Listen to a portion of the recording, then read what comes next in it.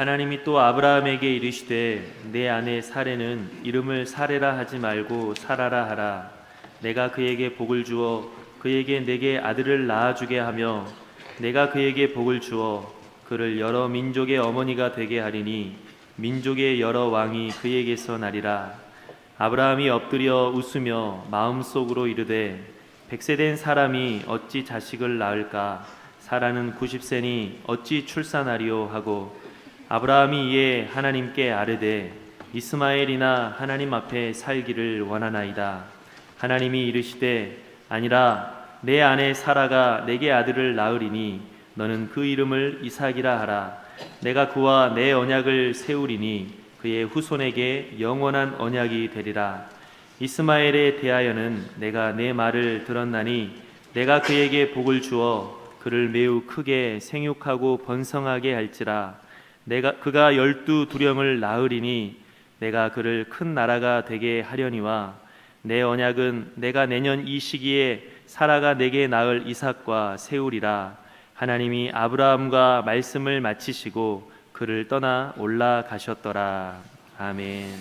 날씨가 덥고 그러니까 재미나는 이야기 하나 하면서 말씀을 시작합니다. 어느 시골의 한 어르신께서 회갑을 맞이하게 되셨답니다. 동네 사람들과 일가 친척을 모아놓고 회갑잔치를 하게 되었습니다. 회갑잔치를 한다는 소문이 퍼지자 그 집에서 기르고 있던 가축들이 모여서 회의를 했답니다. 우리 주인 어르신께서 회갑잔치를 하시니까 우리가 좀 해야 될 일이 있지 않겠느냐. 우리가 할 수 있는 일은 맛있는 고기를 제공하는 거 아니겠느냐. 우리의 고기를 제공해서 맛있는 요리를 잔치상에 올려야 되지 않겠느냐. 그러니 우리 중에서 누가 죽었으면 좋겠느냐 이제 의논을 했답니다. 그러다가 짐승들이 먼저 개한테 말을 했답니다. 개야 날씨도 덥고 복날이 지난 지도 며칠이 되지 않았으니까 내가 죽어서 맛있는 보신탕이 되어서 사람들을 대접하고 주인의 잔치상을 빛내는 것이 어떻겠느냐. 그러자 개가 그래 내가 주인의 은혜를 생각하면 마땅히 그렇게 해야 되지만 그렇게 해서 내가 죽으면 그 다음 날부터 집은 누가 지키냐. 도적이 오거나 낯선 사람이 올 때 내가 짓고 집을 지켜 지금까지 왔는데 내가 죽고 나면 집을 지킬 사람이 없으니 나는 죽을 수가 없다. 그리고 이제 거절을 하더랍니다. 짐승들이 이번에는 닭에게 권유를 했답니다. 닭아 내가 죽으면 어떻겠느냐. 내가 죽어서 맛있는 백숙이 되거나 닭볶음탕이 되어서 잔치상에 오르면 어떻겠느냐. 그러자 닭이 그래 그렇게 하면 좋겠지만 내가 죽으면 그 다음 날부터 누가 식구들을 깨우냐. 아침 일찍 일어나서 내가 꼭 깨워 해서 식구들을 깨워서 농토로 나가게 하고 일터로 나가게 했는데 내가 죽으면 식구들을 깨울 사람이 없기 때문에 나는 죽을 수가 없어. 그랬답니다. 그러자 이번에는 짐승들이 돼지에게 말했답니다. 돼지야 할 수 없구나. 내가 좀 죽어서 삼겹살이 되든지 목살이 되든지 갈비가 되어서 잔치상에 좀 올라가면 좋겠다. 그러면서 이야기를 하자 돼지가 두룩두룩 눈을 굴리면서 아무리 생각해도 자기가 살아야 될 이유가 없더라는 것입니다. 뭔가 좀 이야기를 해서 빠져나갈 구멍이 이제 있어야 되는데 개처럼 닭처럼 빠져나갈 구멍이 있어야 되는데 아무리 생각을 해도 뭔가를 이야기해서 빠져나갈 구멍이 없더라는 것입니다. 그래서 이 경상도 출신의 돼지가 뒷머리를 벅벅 긁으면서 이렇게 이야기를 했다고 그래요. 그만 물 끓이소 그랬다 합니다. 웃어주셔서 감사합니다. 썰렁하면 어떡할까 이제 그랬는데 웃어주셔서 감사하고요. 우스운 이야기지만 하나의 중요한 지혜가 담겨져 있지 않습니까? 살아야 될 이유가 있는 존재가 있는가 하면 살아야 할 이유가 없는 존재가 있다는 것입니다. 분명한 삶의 목적이 살아야 되는 목적이 있는 존재가 있는가 하면 살아야 될 분명한 목적이 없는 그런 존재가 있다는 것입니다. 여러분에게 누군가가 그 다음 좀 넘겨주세요. 여러분에게 누군가가 당신이 왜 살아야 합니까? 왜 그렇게 살려고 몸부림을 치십니까? 라고 묻는다면 여러분은 무엇이라고 대답을 하시겠습니까? 우리 그리스도인은 이런 질문에 대해서 이렇게 대답을 해야 될 것입니다. 나는 하나님의 은혜로 죄사함을 받고 하나님의 자녀가 되었습니다. 그러므로 나는 하나님께 받은 바 은혜가 너무나 소중하기 때문에 나는 하나님의 영광을 위해서 사는 것입니다. 내가 그것 때문에 먹는 것이고, 내가 그것 때문에 일하는 것이고, 내가 그것 때문에 어렵고 힘든 삶 가운데서도 소망을 잃지 않고 살아가는 것입니다. 이렇게 대답할 수 있는 사람들이 그리스도인들인 것입니다. 왜냐하면 인간은 사명적 존재이고요, 우리 그리스도인의 사명은 하나님을 영화롭게 하기 위해서 사는 존재이기 때문에 그런 것입니다. 여러분, 인간은요 그저 바람 부는 대로 물결 이는 대로 살아가는 존재가 아닌 것입니다. 죽지 못해 마지 못해 살아가는 인생이 아닌 것입니다. 우리 그리스도인들은, 우리 신앙인들은, 우리 하나님의 사람들은 하나님께서 우리에게 주신 사명, 그 사명을 위해서 살아가는 사명적 존재가 그리스도인들인 것입니다. 75세 된 아브라함을 찾아오신 하나님께서 너는 본토 지정 아비집을 떠나라. 그러면 내가 너에게 복을 주어 너로 창대케 하리니 너는 복이 될 것이다. 이렇게 말씀을 하셨습니다.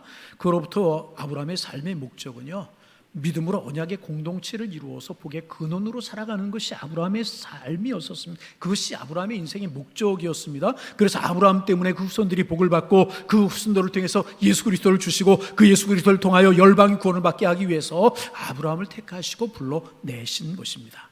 그러므로 아브라함은 하나님의 언약을 붙들고 믿음으로 살아야 되는 사명적 존재가 되게 된 것입니다. 그래서 아브라함은 믿음으로 75세의 나이에 본토 친척 아비집을 떠났습니다. 아브라함도 연약한 인간이기 때문에 때로는 좌절하고 때로는 흔들리고 넘어질 때도 있었잖아요. 애국으로 내려가서 자기 살자고 자기 아내를 누이 동생이라 속이기도 하는 초라한 모습을, 정말 남자 맞나 신앙인 맞나 초라한 모습을 보이기도 했고, 그돌라오멜의 연합군을 파기도 했지만, 믿음으로 나가서 그돌라오멜의 연합군을 파기도 했지만, 그 그돌라오멜이 다시 공격해 올 것이 두려워서 믿음이 흔들렸어요.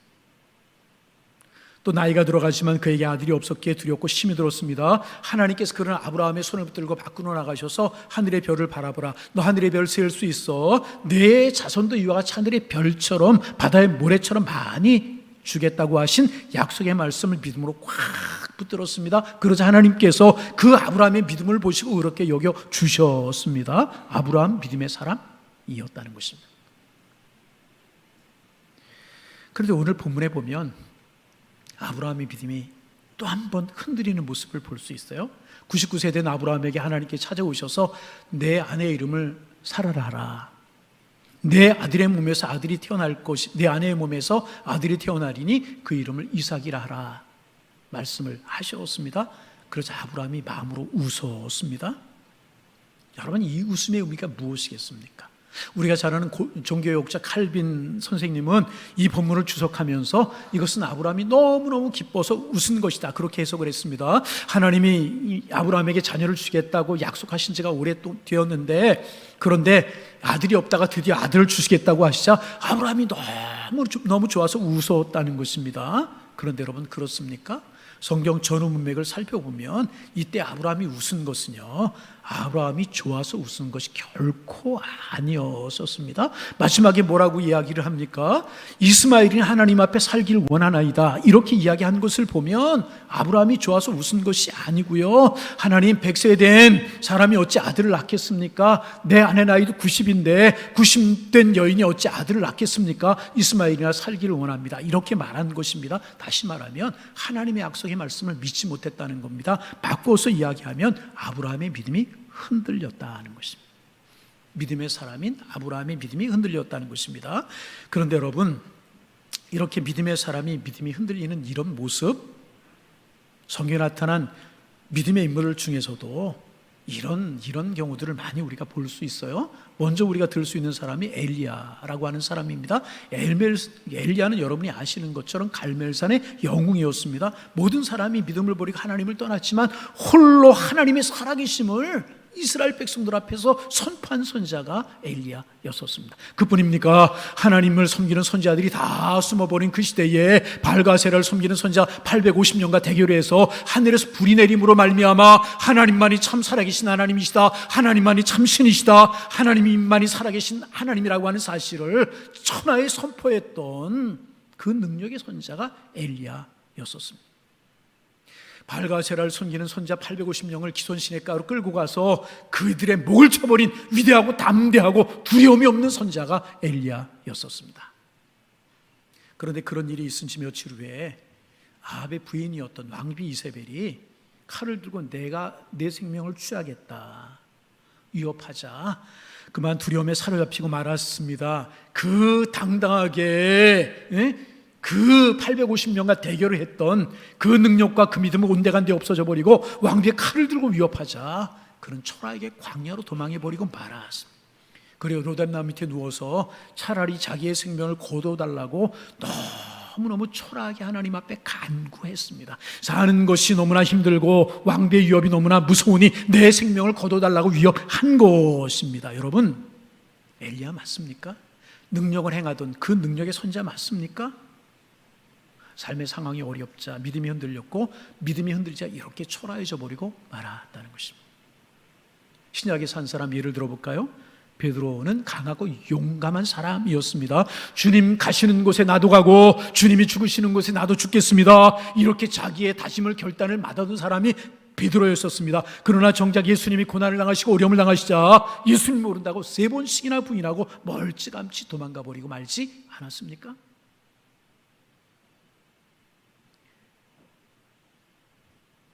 이런 모습을 볼 때 이것이 인간의 한계이구나 그런 생각을 우리가 할 수 있는 것 아니겠습니까? 아무리 믿음이 좋은 사람일지라도 때때로 슬럼프에 빠질 수가 있고 연약해질 수 있고 흔들릴 수 있구나. 이것이 인생의 한계이구나 그런 생각하게 되는 것 아니겠습니까? 그러므로 여러분 우리에게 필요한 것이 있다는 것입니다. 필요한 것이 무엇이겠습니까? 우리의 믿음을 날마다 훈련해야 되는 것이라는 하나님 앞에 계속해서 나오고 계속해서 말씀 듣고 계속해서 기도해야 될 이유가 여기에 있는 것입니다. 그 훈련을 그치게 되면 우리의 믿음이 흔들리게 되는 것이죠. 여러분, 우리 하나님의 살아계심을 믿고 예수님이 우리의 구주가 되심을 믿으면 우리 천국 가게 되는 줄로 믿습니다. 믿으시면 아멘. 우리 천국 가게 되는 거예요. 그런데 왜 이 무더위에 나와서 하나님 앞에 이렇게 예배드리고 매주일 예배드리고 새벽 예배드리고 금요 기도하고 성경 읽자고 기도하지 왜 그렇게 하는 것이겠습니까? 날마다 우리가 훈련해야 돼. 연약한 우리가 믿음으로 날마다 훈련해. 그래서 바쁘다고 덥다고 예배를 소홀히 하다 보면 하나님의 말씀이 낯설게 느껴지고 인간의 논리와 세상의 논리가 나를 지배하게 되는 것입니다. 믿음이 흔들려 버리고만 계속 말씀 들어야 되고요. 계속 예배로 나와야 되고요. 늘 말씀과 기도의 은혜가 우리의 삶 속에 나에게서 넘쳐나야 되는 것입니다. 아브라함이 13년 전에 이스마엘을 보았어요. 이스마엘에게 푹 빠져가지고 하나님과의 관계를 소홀히 했던 믿음이 흔들려 버리고만 그저 이스마엘에게 만족한 채 하나님의 약속을 붙들지 못하고 있었던 것입니다. 믿음이 흔들려 버리고만. 그런데 여러분 여기서 우리가 꼭 기억해야 될 사실이 하나가 있습니다. 이렇게 믿음이 흔들리게 되면은요, 믿음이 흔들리는 것으로 끝나는 것이 아니라 믿음이 있어야 될 그 자리에 유사 믿음이 자리하게 된다는 것입니다. 믿음처럼 보이지만 믿음이 아닌 유사 믿음, 사이비 믿음이 들어와서 그 자리에 믿음이 있어야 될 자리에 자리를 잡아버리고 만다는 것입니다. 그러면 믿음처럼 보이지만 믿음이 아닌 유사 믿음이라고 하는 것이 어떤 것이겠습니까? 유사 믿음은 어떤 것이겠습니까? 3가지 정도 이야기할 수 있는 이런 것입니다. 첫 번째로 가장 흔한 유사 믿음은요, 자기 암시나 자기 확신 같은 것들인 것입니다. 하나님의 뜻 아니에요. 자기 생각에 자기 경험에 자기 확신입니다. 그런데 이것을 하나님의 뜻이라고 자꾸 이야기하고 고집하는 것입니다. 믿음 아닙니다. 이건 믿음 아닙니다. 이런 이단들에게서 많이 볼 수 있지 않습니까? 하나님의 말씀도 아니고 진리도 아니에요. 그런데 하나님의 말씀이고 진리라고 고집하는 사람들 많이 있습니다. 조금 더 구체적으로 예를 들면요, 어떤 종교에 그렇게 한다. 교주가 주는 물을 바르면 병에서 낫는다고, 어떤 병에서든지 낫는다고, 이런 황태 믿음을 가지고 병원 치료를 거부하고 약도 거부하는 사람들 있잖아요. 여러분, 이거 믿음 아니에요. 또 믿음을 가지고 기도하면 돌아가신 부모님이 다시 살아날 것이라고 하는 믿음을 가지고 3달 열흘 부모님이 돌아가신 지가 그렇게 되었는데도 불구하고 부모님의 시신을 장례 지내지 않고 그 앞에 기도만 하는 그런 안타까운 일들이 있어요. 여러분, 이것은 믿음이 아닌 것입니다. 자기 확신에 빠진 유사 믿음이라는 것입니다. 그뿐입니까? 이런 경우들 많이 있잖아요.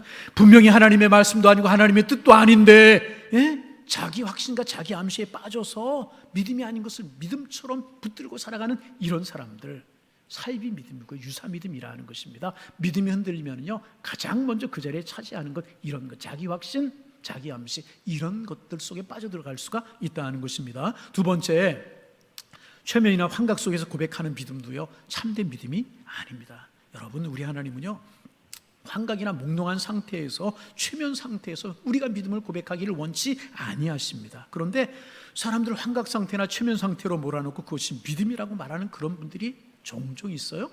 아주 오래전의 일입니다. 제가 어느 집회에 참석해 본 적이 있었어요. 근데 그 집회의 특징이 뭐냐 하면 사람을 쓰러뜨리는 거예요. 사람을 세워놓고 머리를 탁 치면 사람이 뒤로 쓰러지고, 어깨를 탁 치면 사람들이 쓰러지고, 뒤에 사람들이 받고 그래요. 가끔 이렇게 탁 쳤는데도 안 넘어가는 사람이 있어요. 그랬더니 안 넘어가면 허리 다친다고 이렇게.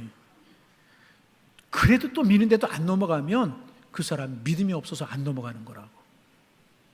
참, 나중에 쓰러졌던 사람에게 물어봤어요. 넘어진 다음에 어떤 일이 있었느냐고.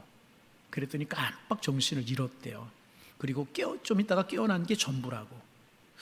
여러분, 그 사람이 쓰러진 것이 최면을 건지 아닌 건지 그것까지는 모르겠습니다. 그런데 중요한 것은요, 그런 일이 있었으면 그 쓰러졌던 사람에게 무슨 영적인 유익과 신앙의 진보가 있어야 되는 것 아니겠습니까? 그런데 쓰러졌다 일어나는 것이 전부라고 하면 10번 넘어진들, 20번 쓰러진들, 30번 꼬꾸라진들, 도대체 그게 무슨 소용이 있는 것이겠습니까? 여러분, 그렇잖아요? 그런데 문제가 무엇이냐? 이런 것으로 사람들의 마음을 흔들어 놓는다는 거예요. 안 쓰러지면 믿음이 없는 것이고, 쓰러지면 믿음이 있는 것이고, 쓰러지면 성령 충만한 것이고, 안 쓰러지면 성령을 회방하는 것이고. 여러분, 이게 정말 성령의 역사이겠습니까? 정신을 잃게 하고 쓰러지게 하는 것이 성령의 역사이겠습니까? 여러분, 성경 어디에 성령 충만하면 쓰러진다고 그랬습니까? 성령 충만하면 정신을 잃는다고 말한 성경이 어디에 있습니까? 이거 유사믿음. 하나님은요, 우리가 믿는 하나님이요, 그렇게 역사하는 분이 결코 아니시라. 이상한 방법으로 자기를 계시하거나 말씀하시는 분 아니라는 것이, 믿음 같지만 믿음 아닌 유사믿음. 믿음이 떠나고 믿음이 흔들리게 되면 이런 것들이 자리할 수 있다. 세 번째, 흔히 빠지는 유사믿음은 통계자료나 혹은 개인적인 체험 위에 선 믿음, 개인적인 체험 위에 선 그런 믿음입니다. 통계적이나 개인적인 체험이 필요 없다는 이야기 결코 아닙니다. 다 잘못됐다는 것 아닙니다. 그 위에서 믿음을 키워가는 것도 중요합니다. 그러나 여러분, 우리가 꼭 기억해야 될 사실이 있어요. 우리의 믿음은요, 우리의 신앙은요, 하나님의 말씀인 이 말씀 위에 서야 되는 것이라는 것입니다. 하나님의 말씀에 내 믿음이 먼저 서고, 그 말씀에 약간의 통계나 개인적인 신앙의 체험이 도움이 되게 되는 것입니다. 그런데 하나님의 말씀은 뒷전이고, 통계적으로 보니까 이렇게 될 것이다. 그런 나는 믿는다. 내가 꿈을 꾸고 환상을 보았더니, 내가 하나님의 음성을 들었더니 이렇게 될 것이다. 여러분, 이런 것들 다 개인적인 체험. 개인적인 체험은 여러분 주관적인 거예요. 주관적인 개인적인 체험은요, 진리가 아닌 것입니다. 여러분, 영원히 변하지 않는 진리의 말씀은 하나님의 말씀밖에 없는 줄로 믿습니다. 그러므로 하나님의 말씀에 선 신앙이 바른 믿음이요, 바른 신앙인 것입니다. 세상의 통계자료, 경험, 개인적인 체험, 이런 것들은요, 보조 도구이지 주된 믿음의 재료가 될 수가 없다. 세 가지 사실을 꼭 여러분 기억하셔. 개인적인 체험 아니에요. 그 진리, 하나님의 말씀이 진리. 우리의 믿음과 신앙은 하나님의 말씀에 서야 되는 줄로 믿습니다. 아브라함의 믿음이 흔들렸어요. 그러기에 준엄한 하나님의 말씀 앞에서 그는 이런 유사 믿음을 가지고 하나님의 말씀을 받아들이지 못해요. 안타까운 모습을 우리에게 보여주고 있어요. 그런데 믿음이 흔들린 사람, 그래서 유사 믿음이 사로잡힌 사람의 공통점이 몇 가지가 있어요. 아브라함의 경우를 통해서 두 가지를 우리가 살펴볼 수 있는데요. 첫째, 이런 사람들은 하나님의 명령에 대해, 하나님의 약속에 대하여서 어찌라고 대답하게 된다는 것입니다. 17절입니다. 아브라함이 엎드려 웃으며 심중에 이르되 100세 된 사람이 어찌 자식을 낳을까? 살아는 90세이니 어찌 생산하리요? 어찌라고 말하고 있잖아요. 어찌라고 하는 말의 뜻이 무엇입니까? 어떻게 그런 일이 있을 수 있겠느냐? 그럴 수 없다 하는 것입니다. 여러분, 우리가 믿는 하나님은요, 전지전능한 분이신 줄로 믿습니다.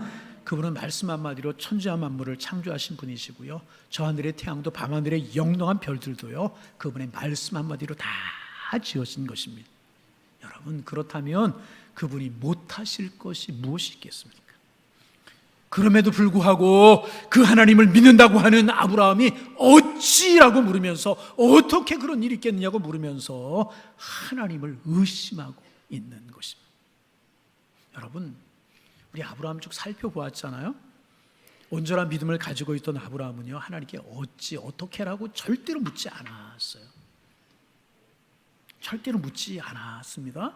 여러분, 그렇잖아요. 몇 해 전에 집에 있는 가솔들 318명을 거느리고 변비치 못한 무기를 가지고 그돌라오멜의 군사를 공격하지 않았습니까? 그때 이길 수 있는 확률이 거의 없었어요. 그 전쟁에 나가면서 아브라함, 어찌 전쟁에서 이길 수 있겠습니까? 이렇게 물었습니까? 그렇지 않아요. 318명을 가지고 어찌 수천 명이나 되는 연합군을 싸워서 이길 수 있겠습니까? 그렇게 물었습니까? 그렇지 않았어요. 그때 아브라함은요, 하나님이 함께 하실 것이다, 아멘이라고 하는 신앙으로 나갔다는. 그런데 믿음이 흔들리자, 신앙이 흔들리자 어찌 어떻게라고 말하고 있는 것이. 어찌 이런 일이 있을 수 있겠습니까? 어떻게 이런 일이 있을 수 있겠습니까? 나는, 내 안에는 생산할 수 있는 기능이 다 끊어졌는데 하나님 그렇게 말씀하시지 마십시오. 어찌 그런 일이 있겠습니까? 믿음이 흔들리면 이렇게 되어버리고 마는 것이라. 여러분, 내게 능력 주시는 그분 안에서 우리는 능치 못할 일이 없는 줄로 믿습니다. 이제 우리의 입에서요, 어찌라고 하는 단어가 사라져요. 하나님이 하시면 능치 못할 일이 없습니다.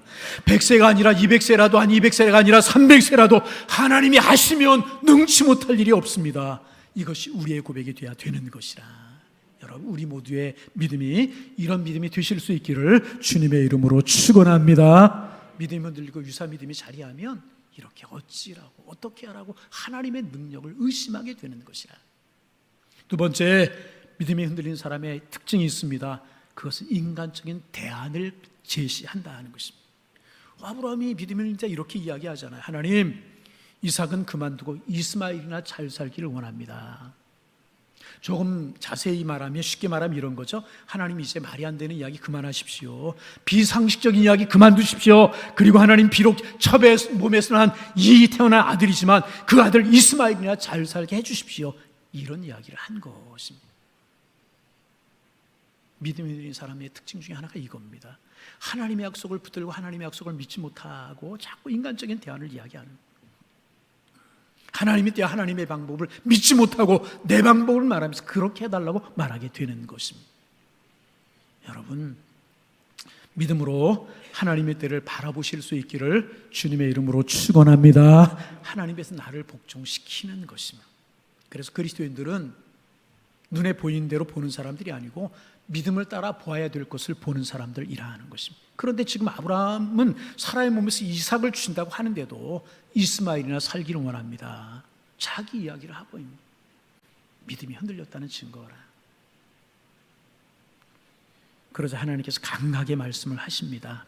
19절 말씀입니다. 우리 화면을 보시면 19절 말씀 같이 한 목소리로 같이 읽어봅니다.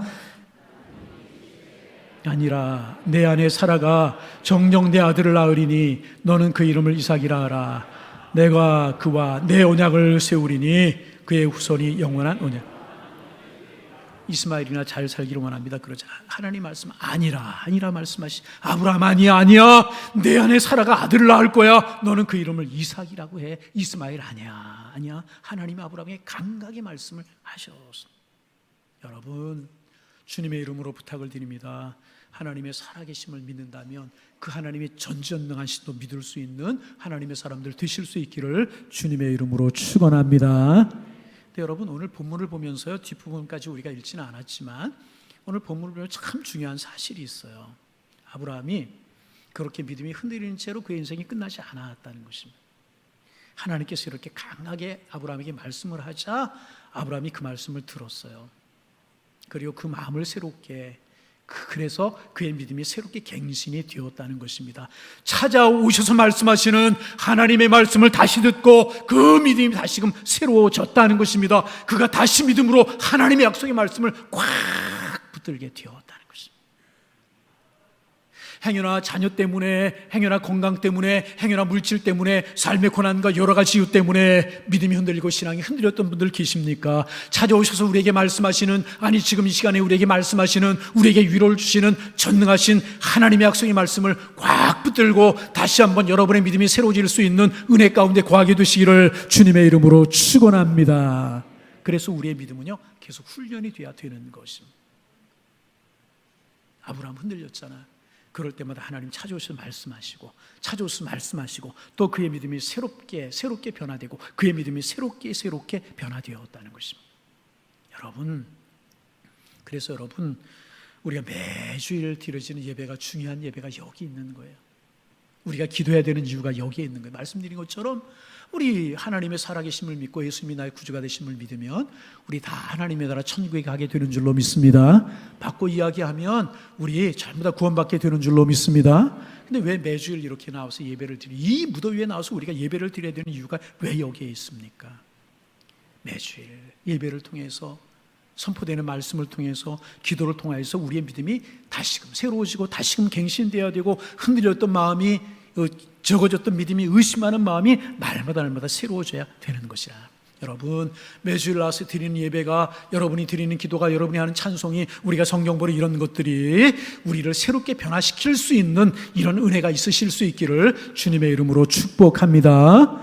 그러면 아브라함의 믿음이 새로워졌다는 증거가 어딨나, 갱신되었다는 증거가 어딨나, 우리가 읽지는 않았지만 23절 이하에 보면 기록이 되어 있어요. 하나님께서 할례를 행하라고 그러셨어요.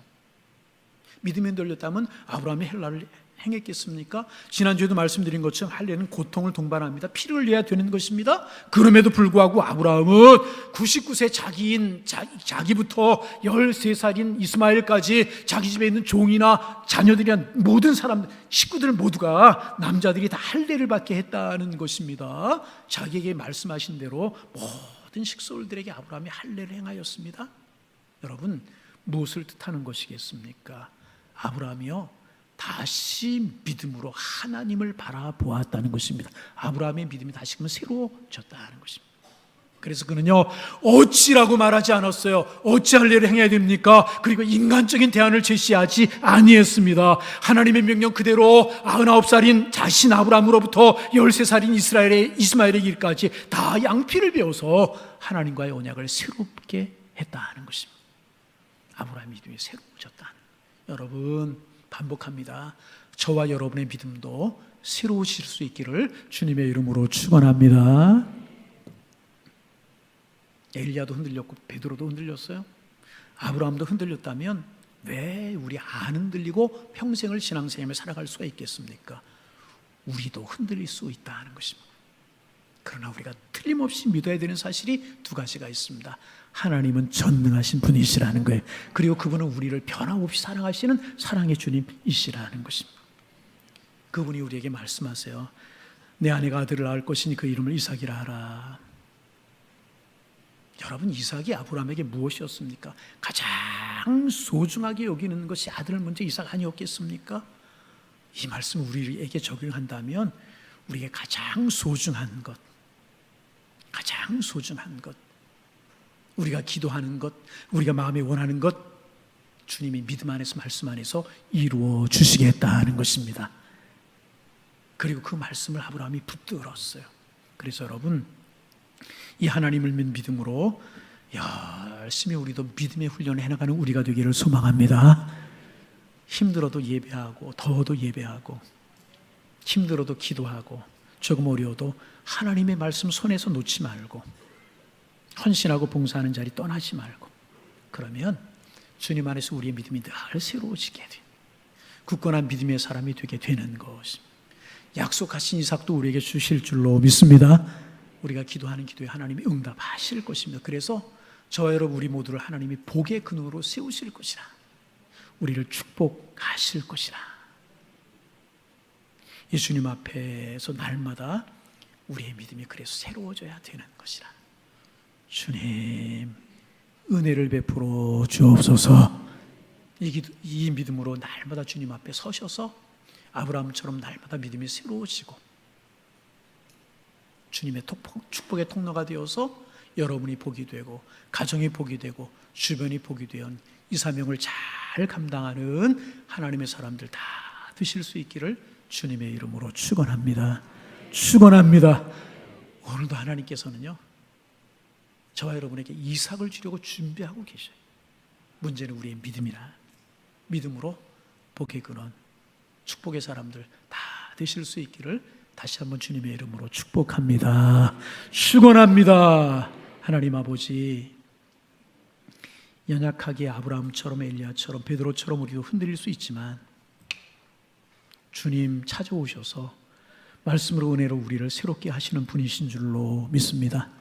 그러기에 늘 예배하고 기도하고 늘 주님 앞에 서 있는 우리의 모습이 흔들리지 않게 도와주시어서 날마다 우리의 믿음과 신앙이 갱신되어 갈 수 있도록 축복하여 주옵소서.